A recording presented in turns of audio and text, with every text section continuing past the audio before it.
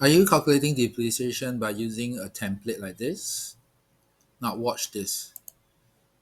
Type in the items that you have inside here and let it pivot the data and calculate the depreciation using a pivot table.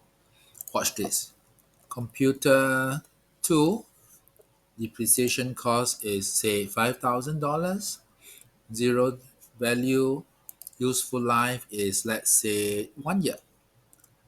Okay, and you can type in the starting date, say for example 14 Jan 2025, and once you key in this over here, do a right click and refresh, and the calculation for the months will start from the 1st January and goes to the February 2026 on January itself, and that's where it ends. Now what happens if you have a different starting date? So let's say computer 3, and let's keep it at $10,000, and let's say the salvage value is $1,000 again, and we put this again 3 years of useful life, that will be 36 months. Now I can say this one starts maybe in on the 30th August 2024, and once I key in, you will see this change and it will calculate for 3 years.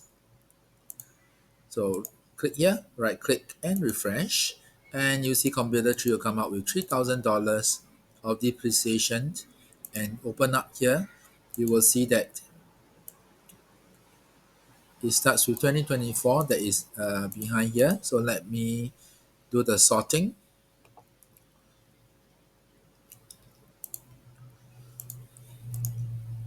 Refresh. Okay, and let's move the set 2024 numbers over here. So it starts in August, so depreciation starts in September for 4 months, and after the 4 months it will end up in 2025 and then 2026, and that is where it ends in 2027. So 2028 will have nothing left. Okay, so this is the new way to do depreciation. You know how to do this? Follow me for more Excel solutions using data analytics.